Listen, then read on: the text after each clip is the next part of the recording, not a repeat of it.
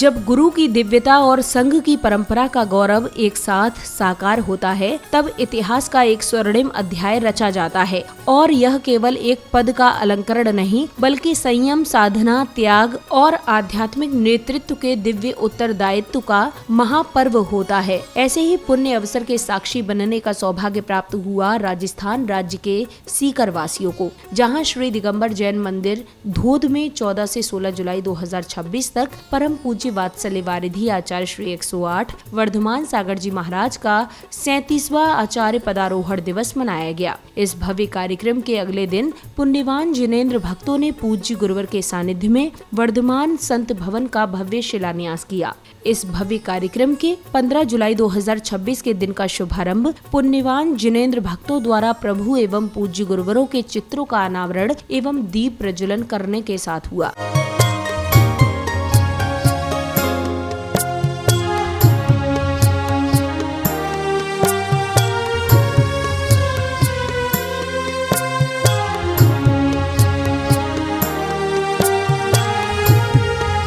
इस दौरान पुण्यशाली भक्तों ने पूज्य गुरुवर को श्रीफल भेंट कर पुण्य लाभ अर्जित किया।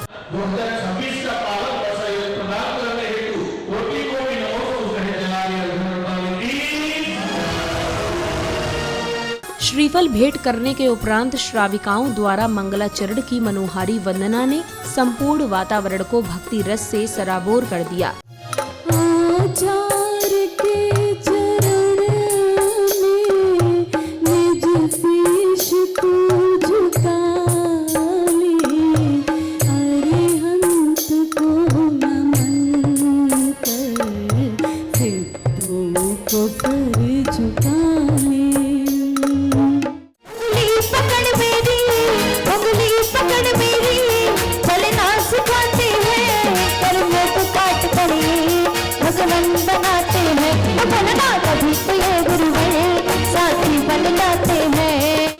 संतों की वाणी तो सब संता पिघल जाए, गुरु भक्ति की गंगा से नहा लो, भाग्य है अपने कई जन्मों से गुरु हरि के दर्श हमने ये पाए। मंगलाचरण के उपरांत कार्यक्रम में पधारे विशिष्ट जनों ने पूज्य गुरुवर के श्री चरणों को पखारकर धर्म लाभ प्राप्त किया।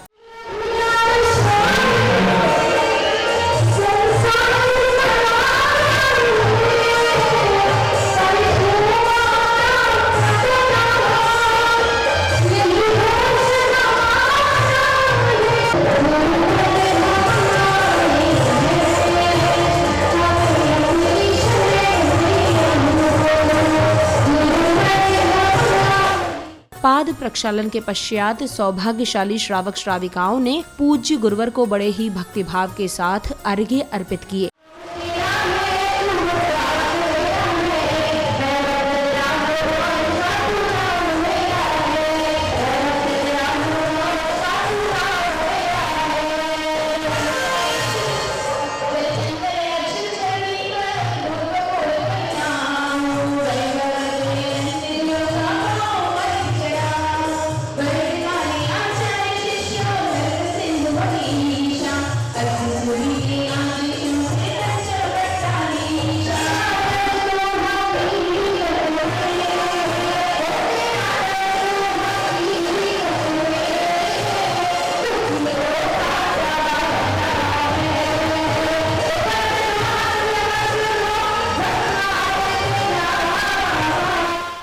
तत्पश्चात पुण्य प्रतापी परिवार ने पूज्य गुरुवर को शास्त्र भेंट कर अपार पुण्य लाभ अर्जित किया।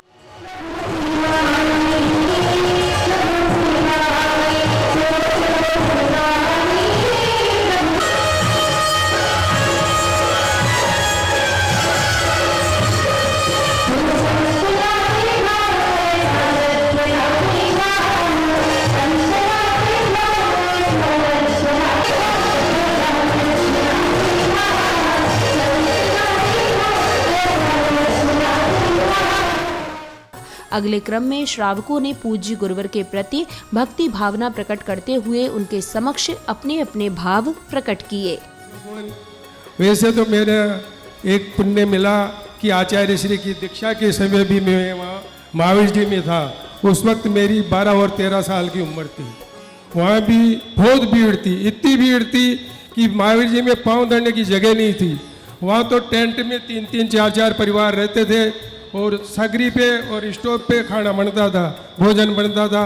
आज तो सारी व्यवस्था मिलती है, उस टाइम तो बिल्कुल व्यवस्था नहीं थी। आचार्य श्री का इतना पुण्य है। और सर्वमान्य सर्वोच्च आचार्य भगवान हम सभी के मध्य आज यहाँ विराजित हैं और यह इस धोध नगरी का ही नहीं, संपूर्ण भारतवर्ष का ही नहीं, इस त्रिलोक का यह परम सौभाग्य है कि ऐसे पंचम पटाचार्य आचार्य शांति सागर जी महाराज की अक्षुण मूल पट परंपरा के पंचम पट्टाचार्य हम सभी के मध्य विराजित। गुरुवर, ये दृश्य आज भी हमारी आंखों के सामने है कि हमारे माता पिता ने जब देखा कि छोटे छोटे बच्चे परघान की सेवा के लिए श्रद्धापूर्वक खड़े हैं, चौके की सेवा में स्वयं को जोड़ने के लिए उत्सुक हैं और रात्रि की वैयावर्ती से पूर्ण समर्पण हो के साथ सेवा कर रहे हैं, तब उनका हृदय भाव विभोर हो उठे। गुरुवर, उस समय तो हम बच्चे केवल सेवा के आनंद ले रहे थे, लेकिन जब मैं घर वापस गया तब मैंने गहराई से महसूस किया कि हमारे माता पिता के मन में उस समय कैसी अनुभूति हुई होगी। उन्होंने अपने बच्चों को धर्म और भक्ति में इतना लीन देखा होगा कि उनके हृदय गर्व और आनंद से भर गए होंगे। मैं जब से आचार्य श्री के संग में आया तो मेरा ये बच्चा 30 साल का है और मैं इसको पूरे हिंदुस्तान में लेके घूमा था। तो डॉक्टर लोग ये बोलते थे कि तुम्हारा ये बच्चा सुनेगा लेकिन बोलेगा नहीं। मैंने इसके लिए अन्य बहुत प्रयास किए, लेकिन जब से गुरुदेव के चरणों में आया हूँ, ये मेरे लिए साक्षात भगवान की मूर्त है। इस बच्चे को गुरुदेव ने जब से हम संग में आए, रोजाना 10, 15, 20 मिनट, आधा घंटा इसको पढ़ाते और बोलने का प्रयास कराते। और पता नहीं गुरुदेव ने क्या इसको गुटी पिलाई, क्या चमत्कार दिया कि ये बच्चा बोलने में परिपक्व हो गया। अगले चरण में भक्तों को परम पूज्य वात्सल्य वारिधि आचार्य श्री 108 वर्धमान सागर जी महाराज की मंगल वाणी श्रवण करने का सुअवसर प्राप्त हुआ। बंधुओं, आप सभी ने संसार का स्वरूप देखा और आज जो प्रस्तुत नाटिका थी उसमें तो सुख और दुख किस प्रकार संसार का प्राणी भोगता है, किस प्रकार उसके कर्म के उदय आते हैं, उन कर्मों के उदयों को भी आपने समझने का, देखने का प्रयत्न किया है। लेकिन इन सब बातों को देख करके भी बड़ा आश्चर्य होता है कि आप लोगों के मन ऐसा दृढ़ बन गया है कि चाहे जितने कष्ट आ जाएं, लेकिन संसार छोड़ने का मन नहीं करता। पल पल पर, क्षण क्षण में आप दुख देख रहे हैं। सुख के पल तो बहुत थोड़े आते हैं जीवन में, लेकिन दुख के पल बहुत अधिक आते हैं। जिस माता ने अपनी 12 संतानों को संसार से विदा होते हुए छोड़ा हो, तो 13वीं संतान के लिए उसके मन में क्या भाव होंगे, ये भी आपने देखा है। सुख के पल आए जीवन में और सुख के पल के साथ ही वो स्वयं छोड़कर के संसार से चली गई। बंधुओं, ये सुख और दुख जो है, ये संसार की असारता का द्योतन करने वाले हैं, प्रकट करते हैं। संसार असार है और इस संसार में यदि व्यक्ति जो है से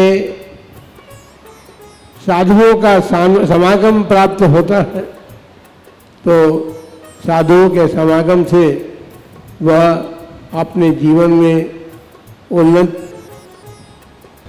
क्षण प्राप्त कर सकता है।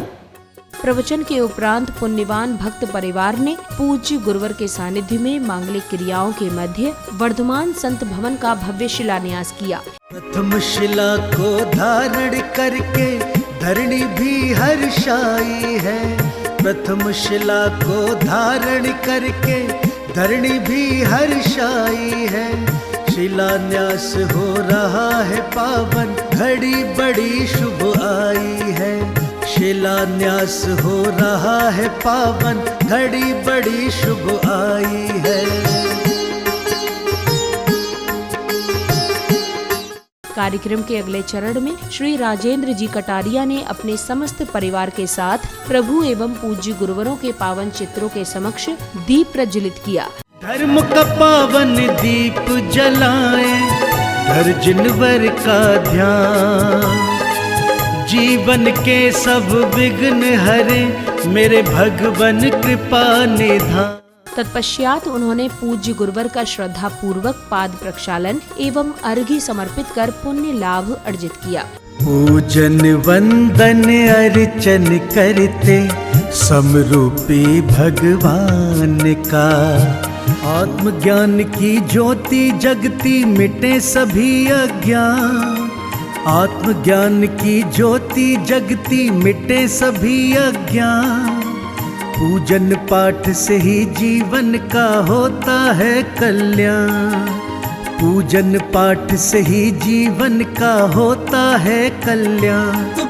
अर्घ्य समर्पित करने के बाद श्रावक श्राविकाओं को संघस्थ गुरुवरों एवं गुरु माताओं के शास्त्र वचन श्रवण करने का अवसर प्राप्त हुआ। सरल सत्य सौजन्य मूर्ति बन तेरो पति अपनाऊं, तुम समान जड़ प्रेम गवा कर अपने में रम जाऊं। अणुव्रत, गुणव्रत, शिक्षाव्रत के ऊपर आपने सुबह का प्रवचन में प्रेरण दिया। श्रावक आप लोग व्यसन को त्याग करो। अपना अणुव्रत गुणव्रत का कारण से आप लोग अच्छा व्रतिक बनकर साधु संतों का त्याग मार्ग का आगे बढ़ते रहो, इस रूप का प्रेरण मिला है। वैसे ही साधु को देखकर हम लोग को भी अपना वैराग्य का प्रेरण मिले। ज्ञान का पराकाष्ठ वैराग्य है, इसलिए ज्ञान का रक्षा बिना वैराग्य नहीं आता। गुरुवर तेरा ही नाम लिया, आशीर्वाद गुरु का मुझे मिलता रहे सुबह और शाम। मैं क्या मेरा अस्तित्व क्या। वास्तव में गुरु के बिना शिष्य का कोई अस्तित्व नहीं होता है। शिष्य की पहचान गुरु से है। जब भी कोई शिष्य जिन धर्म प्रभावना के लिए संघ से बाहर जाता है तो सबसे पहले श्रावक उससे पूछते हैं आपके गुरु कौन है। तो शिष्य की पहचान। अगले क्रम में श्रावक श्राविकाओं ने अपनी मनमोहक भक्ति नृत्य प्रस्तुति तथा पूज्य गुरुवर के जीवन पर आधारित प्रेरणादायी प्रसंग के भावपूर्ण मंचन के माध्यम से गुरु भक्ति की अनुपम छटा बिखेरते हुए संपूर्ण वातावरण को आध्यात्मिक उल्लास एवं श्रद्धा भाव से सराबोर कर दिया।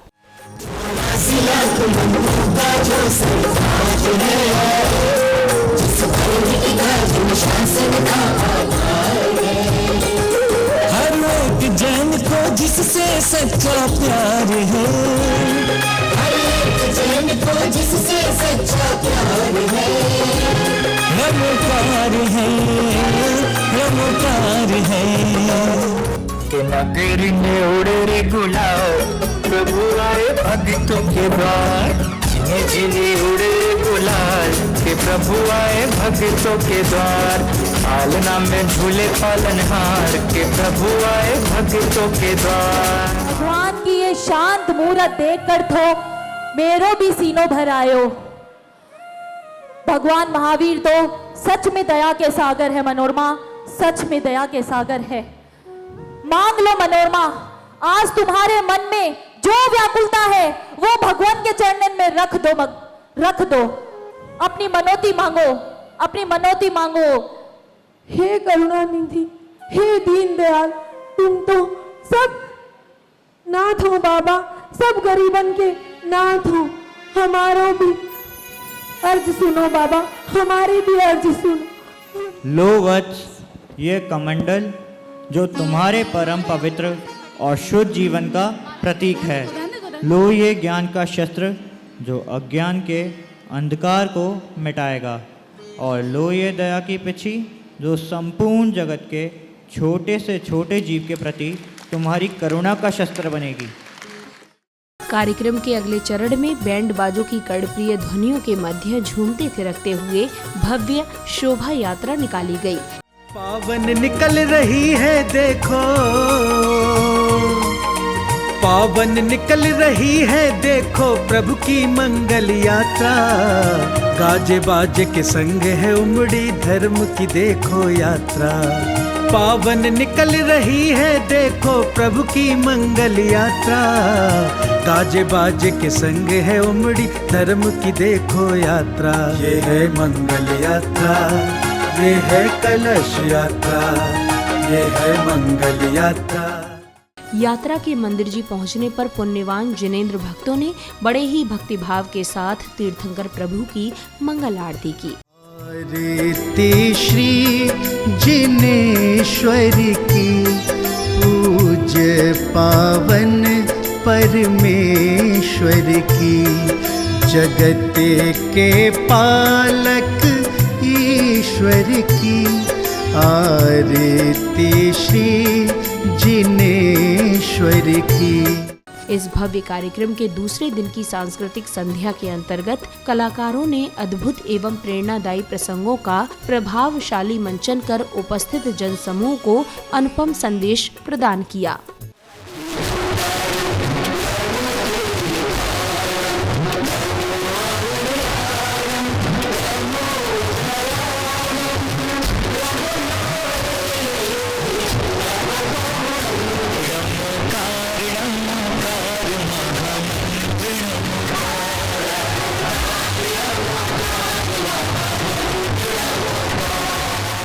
ये भव्य आयोजन बार बार इसीलिए किया जाते हैं ताकि आत्मा की चेतना को, जो वो भूला हुआ है, उसे जगाया जा सके, उसे बताया जा सके।